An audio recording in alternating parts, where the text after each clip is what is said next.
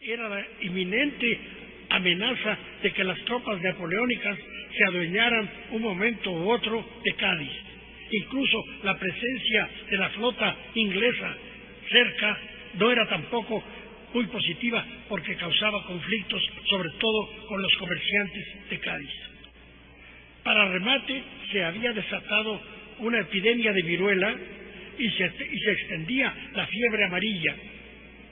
Lo paradójico es que, no obstante todo esto, las dichas Cortes pudieron elaborar una constitución en la que, más allá de contradicciones, prevalecieron criterios liberales, inspirados algunos en la Constitución francesa, producto de la Revolución. Las Cortes reciben el tratamiento protocolario de majestad. Solo 2 días después de que dieron principio los trabajos de las Cortes, el diputado por Santa Fe de Bogotá, José Mejía Lequerija, propuso cuáles debían ser los tratamientos protocolarios con los cuales referirse a las mismas Cortes, al rey y a los tribunales supremos. Para las Cortes debía reservarse el título de Su Majestad. El empleo de este vocablo, con tal connotación, implicaba un cambio a la vez lingüístico e ideológico, un cambio de 360 grados. Cabe recordar aquí lo que se entendía por majestad, según lo registran los diccionarios de Sebastián de Covarrubias, 1610, y luego el de autoridades, 1726, o sea, el primero que publicó la recién creada Real Academia de la Lengua. Según Covarrubias, cito, majestad, título honorífico, título imperial, real, de emperador. De acuerdo con el de autoridades, título honorífico que propiamente pertenece a Dios como verdadera majestad infinita y después a sus retratos en la tierra, cuáles son los emperadores y reyes, y aquí se dice nuestra majestad. Al adjudicar a las Cortes el título de majestad, se reconocía en ellas la autoridad suprema.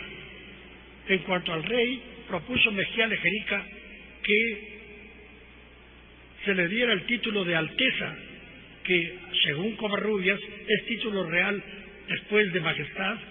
Este se da al Consejo en cuanto representa la persona real y al príncipe como hijo suyo. Finalmente, el título de nacionales debía aplicarse a los tribunales superiores. Se estaba reconociendo así la supremacía de las Cortes por encima del rey.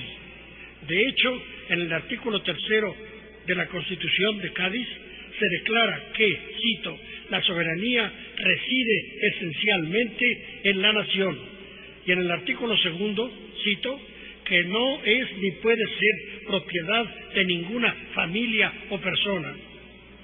Esta clara alusión al rey y a la dinastía real, negándole ser depositarios de la soberanía, no impidió que al principio de la Constitución se declarase que, cito, don Fernando VII, por la gracia de Dios y por la Constitución de la monarquía española, rey de las Españas, en su ausencia y cautividad, la regencia del reino, nombrada por las Cortes Generales y Extraordinarias, todos los que presentes vieren y entendieren, saber.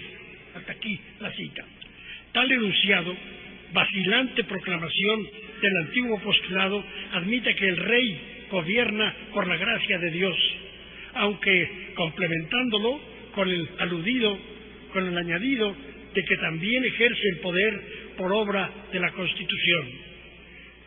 Afloraron así desde un principio algunas vacilaciones que a veces dieron lugar a paradojas y aún a contradicciones. Y debe notarse que el empleo del vocablo majestad para referirse a las Cortes volvió a adquirir más tarde la antigua connotación de sentido aplicado directamente al rey. Incluso en el texto mismo de la Constitución, artículo 168, se expresa esto que suena extraño. La persona del rey es inviolable y sagrada, y no está sujeta a responsabilidad. ¿Ven? Hay una especie de ambivalencia. En lo que toca a las Cortes, es decir, a los diputados integrantes de las mismas, se adoptó en muchos lugares posteriormente ya de la lengua española el de su soberanía, enfatizando aquí que en las Cortes o la Diputación, en ellas reside la soberanía. Y otro tanto debe decirse respecto de las contradicciones en el empleo del vocablo nacionales que Mejía, Laquirica y los diputados constituyentes usaron para referirse a los tribunales superiores. No obstante, el artículo primero, al referirse a la nación, entiende por esta a la reunión de todos los españoles de ambos hemisferios. Por un lado, se aplica en este sentido y por otro, se restringe a los tribunales. Aceptando que el propósito principal de la reunión de las Cortes era la elaboración de una nueva Constitución, estas celebraron sesión inaugural el 24 de septiembre de 1810 en la isla de León. Sus integrantes no fueron elegidos por estamentos de clero y nobleza, sino de forma individual y proporcional que debían trabajar en una sola Cámara.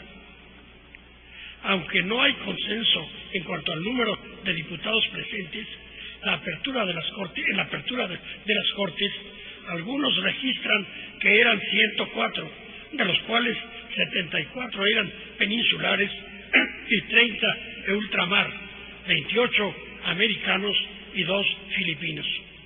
Desglosando la procedencia de los diputados ultramarinos que se fueron incorporando posteriormente, cabe notar que había 2 de la isla de Cuba, 1 de Santo Domingo, 1 de Puerto Rico, 15 de México, 6 de la Capitanía de Guatemala, 1 de Venezuela, 2 de la Nueva Granada, 8 del Perú y 2 del Virreinato de Buenos Aires. En cuanto a los peninsulares, provenían de diversos lugares de España. Entre los más destacados diputados mexicanos estaban José Miguel Guride y Alcocer por Tlaxcala, José Ignacio Belles Cisneros por México, José Miguel Gordoa Barrios por Zacatecas, Miguel González Lastri por Yucatán, Joaquín Maniau por Veracruz, José Miguel Ramos Arizpe por Coahuila, Manuel María Moreno por Sonora y Mariano Robles por Chiapas. A su vez, entre los diputados procedentes de otros lugares que más se distinguieron por sus participaciones, sobresalen José María de Querica de Santa Fe de Bogotá, el peruano Dionisio Inca Yupanqui, que no obstante su nombre, desde niño radicaba como español en la península, el venezolano José Domingo Ruz, que recibía informes de gente que residía en su patria. En cuanto a las profesiones de los diputados americanos, muchos eran eclesiásticos, entre ellos 3 obispos, y también militares. De otras profesiones había algunos con estudios universitarios, abogados y magistrados, así como funcionarios públicos, miembros de cabildos, hacendados, comerciantes y 4 que ostentaban títulos de nobleza. Los primeros debates y postulados en que aparecen paradojas.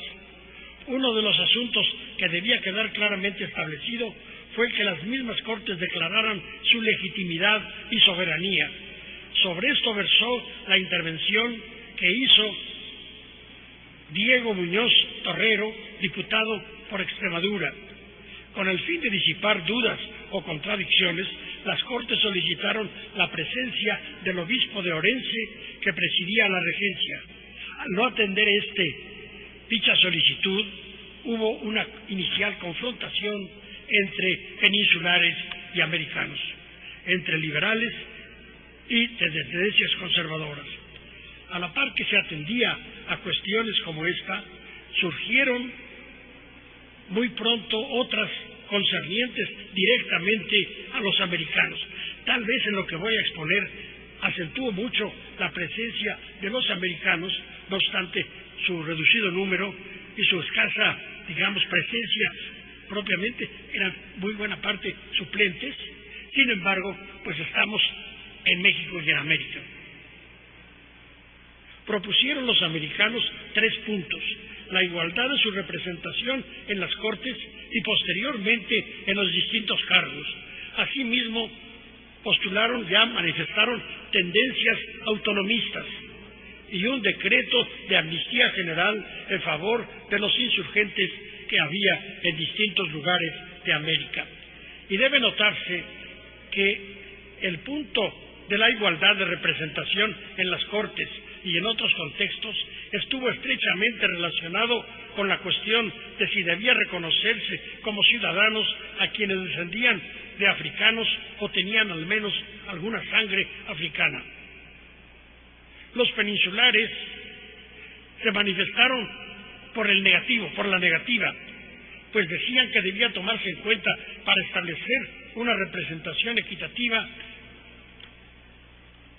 que quienes fueran nombrados diputados o participaran en las Cortes debían ser gente que proveniera naturalmente de uno u otro hemisferio. Las propuestas antes mencionadas marcaron un primer momento de enfrentamiento. Se excluía, por supuesto, a los que tenían sangre africana. Una razón muy obvia era que, sobre todo los peninsulares, llegaron a pensar que si se les incluía, podía darse el caso de que tendrían que elegirse mayor número de diputados americanos en razón de la población que se aumentaba. Y por consiguiente, pues que las Cortes estarían en manos no de españoles, sino de americanos.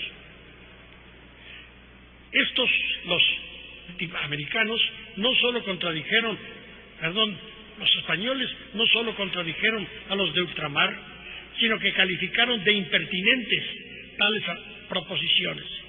Paradójico fue que al final, con diversos pretextos, quedaran ellas pendientes. El diputado por Valladolid de España, digo de España porque aquí en México había 2 Valladolides, Valladolid de Michoacán y ahora todavía queda Valladolid de Yucatán. El diputado por Valladolid de España, Evaristo Pérez de Castro, presentó al menos un proyecto que se tuvo como conciliatorio, pues en él se reconocía genéricamente que tanto los peninsulares como los americanos y los de Asia son iguales en derecho. En tanto que esto se debatía en la isla de León, quienes allí se hallaban, temiendo un ataque de los franceses, propusieron trasladarse a Cádiz y, si fuera necesario, a algún lugar de América. Fue en ese momento en que los americanos volvieron a la carga con nuevas proposiciones. Abarcaban ellas la igualdad y la representación proporcional de los americanos y también fueran españoles o indios. Así recordaré que esto es importantísimo porque se concede implícitamente la ciudadanía a los indios, en tanto que en Estados Unidos eso no ocurrió sino hasta la década de los años 20 del siglo pasado, más de un siglo después. Aunque abarcaban esta representación, bien fueran españoles o indios, así como la igualdad del ejercicio de los cargos públicos. Temas también de interés económico fueron los de la libertad de cultivos, como los de la vid y el olivo, la producción de manufacturas y la apertura en las importaciones y exportaciones, así como de la navegación y la pesca. Muy largo sería seguir paso a paso, con base sobre todo en el diario de debates de Cortes y en las correspondientes actas, la presentación de propuestas y las resoluciones referentes a la que se ha denominado la cuestión americana y, por supuesto, a temas de interés para peninsulares y americanos. Más antagonismos precisamente en función de la diversidad de los antecedentes y situaciones que prevalecían en el Nuevo Mundo. De los españoles y en las Cortes constituyentes ponían un candado a quienes fueran diputados durante los próximos 10 años. Esto a todas luces venía a ser una limitación a su soberanía. Una paradoja fáctica de la Constitución, su muy limitada vigencia y su perdurable importancia.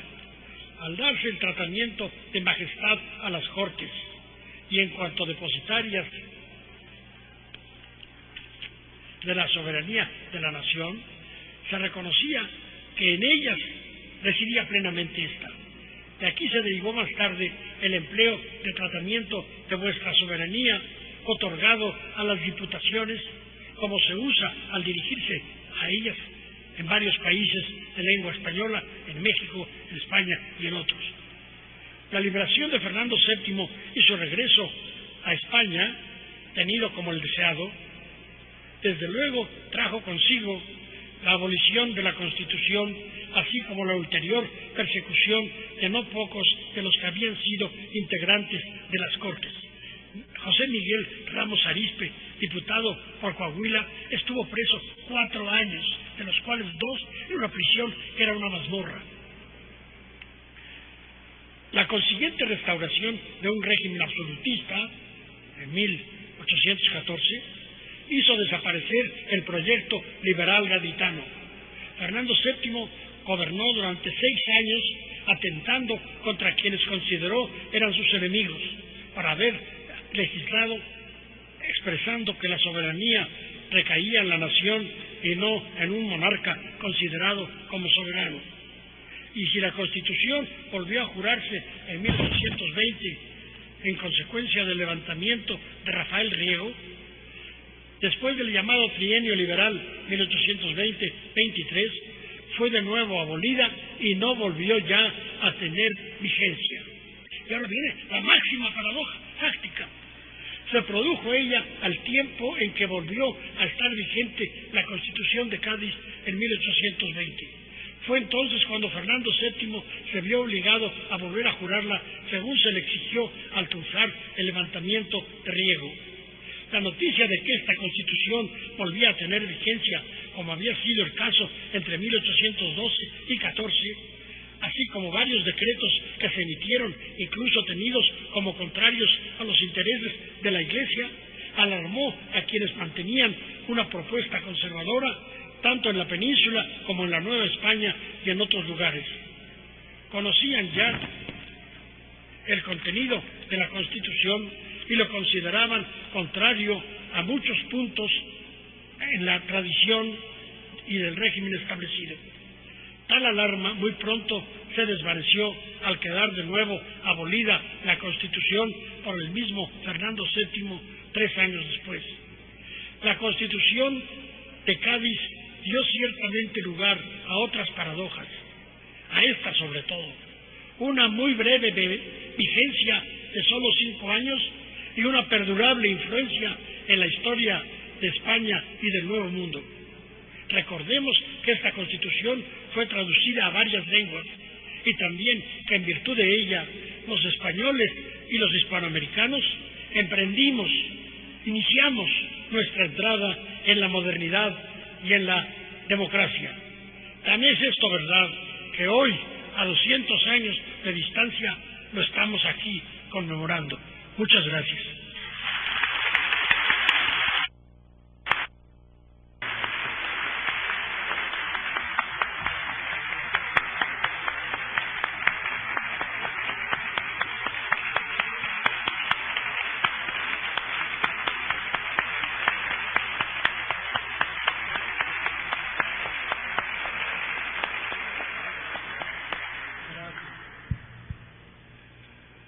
Maestro, creo que expreso el sentir de todos que su conferencia, más que una introducción, es un resumen de todo lo que hemos pensado, escrito, investigado de la Constitución de Cádiz y de la trascendencia que tiene para nosotros.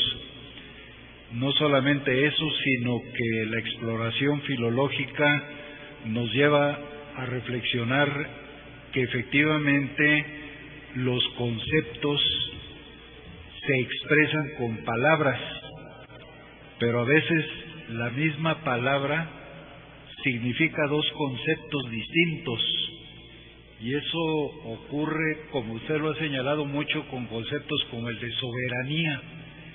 ¿Qué es la soberanía? Es la del monarca, la de los cuerpos establecidos, la de la nación entera, en fin, el concepto mismo de nación, el concepto de pueblo, varían en contenido según la historia y según las circunstancias. Esa contribución filológica es invaluable. Por otra parte, ha señalado usted lo que creo que resume cuál fue la posición americana, que buscaba autonomía, buscaba representatividad, buscaba libertad económica, y la referencia que usted hace a lo que a mí me parece verdaderamente sublime, que es ese debate sobre las castas. No hemos encontrado hasta este momento que en ningún Congreso Constituyente anterior, ciertamente ha habido pocos antes del de Cádiz, se haya tratado la discriminación racial, se haya condenado en la forma que se hizo en el Constituyente de Cádiz, y eso allí queda como una contribución a la humanidad. El otro señalamiento importantísimo que hace usted es la mención de la pluralidad cultural, que efectivamente se reconoce en Cádiz con la limitación que ya se señaló, pero que no aparece en otra constitución, y que inclusive en la nación mexicana se establece constitucionalmente hasta una fecha relativamente reciente mediante lo que se conoce con la ley indígena, que no es otra cosa sino la reforma de los artículos 1 y 2 constitucionales. Y pues la conclusión, que a mí me parece que es excelente y podría resumir el pensamiento y la paradoja que se señala en su ponencia, es que finalmente, y creo que repito sus palabras, la Constitución de Cádiz es de limitación en su vigencia, pero de persistencia en su importancia. Muchas gracias, maestro. A usted muchas gracias.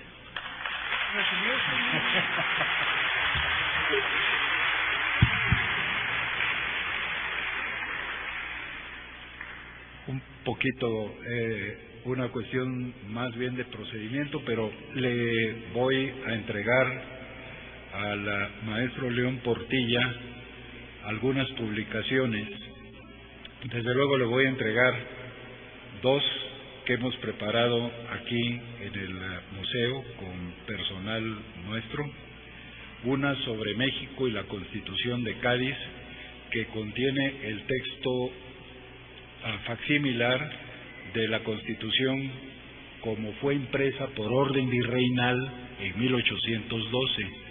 No es una edición de lujo, son ediciones que pronto se pondrán en el comercio, pero en este momento podemos contar, por cierto, con suficiente número de ejemplares para todos nuestros ponentes y moderadores, de manera que esto va a ser un obsequio que con todo gusto les ofrecemos. Se trata pues de esto, maestro, y se trata también de un folleto que hemos preparado sobre la historia de este recinto. Se debe a Adriana Gutiérrez, nuestra historiadora, que se ha ocupado de explicar toda la historia que comentábamos, que incluye, como el maestro señalaba, incluso la expulsión de nuestros grandes humanistas, Alegre, Clavijero, en fin, todo esto está recogido, y las ilustraciones de Felipe de la Torre, que son unas acuarelas formidables, ya las verán ustedes. Gracias. Por otra parte, también vamos a entregarle otra publicación, también está coordinada con el Archivo General de la Nación, Y esta es una obra interesantísima que les quiero señalar también a todos, porque esta obra se cumple ahora 100 años. Esta obra fue dirigida por don Luis González Obregón, cuando don Luis González Obregón era director del Archivo General de la Nación, y esta obra se hace en conmemoración de los 100 años de la Constitución de Cádiz. Entonces, esto es un tesoro histórico. Muchas gracias. Y por último, hemos preparado un video de 27 minutos que exhibiremos dentro de un momento, y los voy a invitar también a que pasen a ver algunos de los documentos que tenemos en un modesto acervo que el museo comienza a adquirir de documentos, pero donde tenemos algunos ejemplares interesantes sobre la vigencia, ya concretamente en México, de la Constitución de Cádiz. También, maestro, este video que prepara el museo junto con Teleuniversidad. Muchas gracias. Y por lo pronto sería todo. Les agradezco mucho la atención, agradezco desde luego la contribución, no digo la presencia, sino la contribución que ha hecho el maestro León Portilla, y vamos a tener un momento de receso para que se prepare la siguiente mesa redonda.